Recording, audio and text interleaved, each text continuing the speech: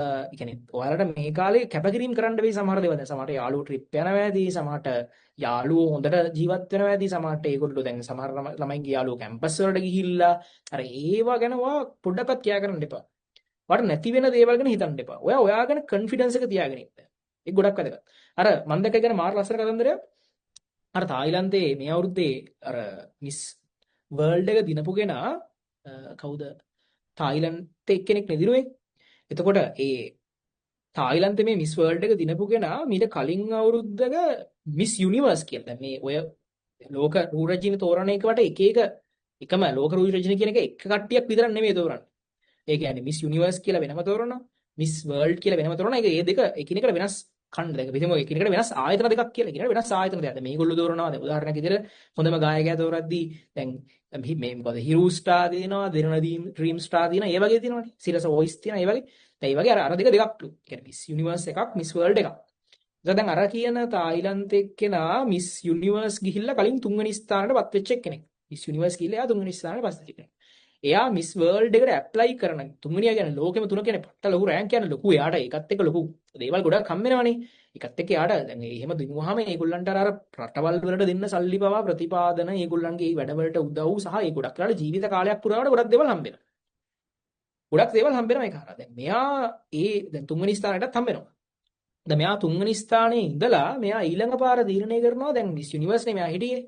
කියන්නේ miss world එකට ඉල්ලන්න. කියන්නේ සූදානම් මේ තරඟ කරන්න. ඒක ඒ රටේ කලින් මේ කන්ටෙස්ට් එකෙන් දිනලා එහෙම යන්න.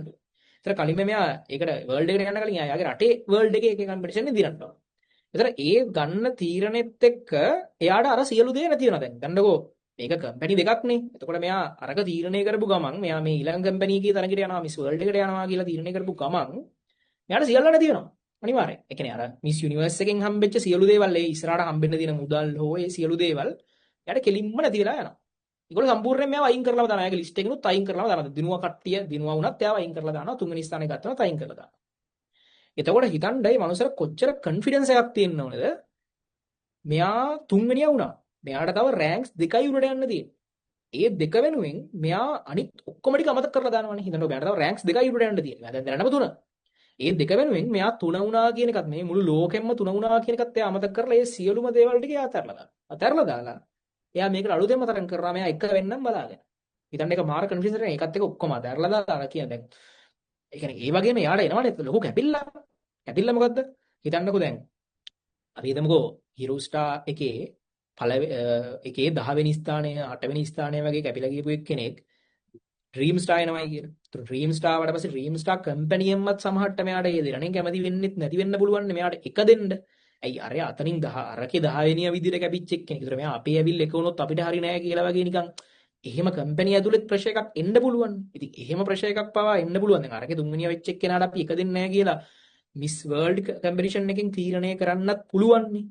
එහෙම කතන්දරයක් වෙන්න පුළුවන්. ඉතින් අර ඒ වගේ අභියෝග තියාගෙන පවා සමහරලාට සියලුම දේට එහා පැත්තට ගිහිල්ලා දිනපු ගේම් එකක් ඒක. ඒ නිසා ඒවෙන් ගන්න තියෙන දේවල් ගන්න.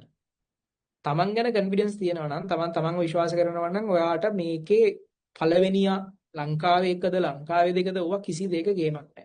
හැබැයි තමන් ගැන විශ්වාස කරන්න. තමන්ගේ යන ගමන, තමන්ගේ ටාගට් එක, තමන්ගේ ඩ්‍රීම් එක විශ්වාස කරන්න. ඒතර මේ ඩ්‍රීම් එකට යන ගමනේදී තමන්ට නැති වෙන දේවල් ගැන චුට්ටක්වත් හිතන්න එපා. මොකද අරකට ඒ වගේ කතන්දරයක්. ඒක නැති වෙන දෙයක් නේ. තමන්ගේ ඩ්‍රීම් එකට යන ගමනේදී තමන්ට ගොඩක් දේවල් නැති වෙන්න පුළුවන්. සමහරලාට යාළුවෝ නැති වෙන්න පුළුවන්. සමහරලාට තමන්ට ෆිල්ම් එකක් බලන්න තියෙන වෙලාවල්, ට්‍රිප් එකක් යන්න තියෙන වෙලාවල්, නිකන් සැපේ ඉන්න තියෙන වෙලාවල් නැති වෙන්න පුළුවන්. අනිවාර්යයෙන්ම කැපකිරීමකට තමයි ප්‍රතිඵලයක් ලැබෙන්නේ. තමන්ට මේකට කරන්න ගෙවීමක් අනිවාර්යයෙන්ම තියෙනවා. ඒ ගෙවීමට තමයි ප්‍රතිඵලයක් ලැබෙන්නේ. හරිද? ගෙවීමට තමයි ප්‍රතිඵලයක් ලැබෙන්නේ. ඒ නිසා මේ ගෙවීමට තමයි තමන්ට අනිවාර්යෙන් ප්‍රතිඵලයක් ලැබෙන්නේ. ඒ නිසා අර මම දැක්ක සමහර ගෲප් වල නිකන් දැන් ඉතින් මේ හිරු ස්ටාර් ගැනයි අරවයි මේවයි ගැන කතා කර ඉන්න එපා. මේ ගන්න තියෙන දේ ගන්න. එතකොට තමන්ට අදාළ කියන්නේ තමන් මොන හරි දෙයක් කැපකිරීමක් කරොත් ඒකට තමයි තමන්ට අනිවාර්යෙන් ඒක රිටර්න් එක හම්බෙන්නේ. දැන් ඒ කියන්නේ හැම දෙයකම හැම දෙයක් අචීව් කරපු මිනිස්සෙක් ගත්තාම මේ මිනිස්සගේ ජීවිතේ යම් කාලයක් කැපකිරීමක් කරන්න වෙලා තියෙනවා. මොනම පොසිෂන් එකකින් දැන් කවදාවත් ඔයාලා හිතන්න එපා ඇචීව්මන්ට් එකක් ගත්ත කිසිම මිනිස්සෙක් අර සාමාන්‍ය මිනිස්සු වගේ සියලු දේවල් හැම දෙයක්ම කර නිකන් සැපේ ඔහේ හොඳට කාලා බීලා සතුටින් ඉඳලා එහෙම ඇචීව් කරන්නේ නැහැ කිසි දෙයක්. ඇචීව්මන්ට් එකක් කරන කාලය තුලදී තමන්ගේ ජීවිතේ පරිවර්තනය කරන කාලය තමයි අඳුරුතම කාලය වෙන්නේ තමන්ගේ ජීවිතේ බොහෝ විට. පස්සේ ඒක මාර සතුටින් මතක් කරන්න පුළුවන් කාලයක්. හරි. මාර සතුටින් මතක් කරන්න පුළුවන් කාලයක් කරනවා පසු කාලේ. හරිද?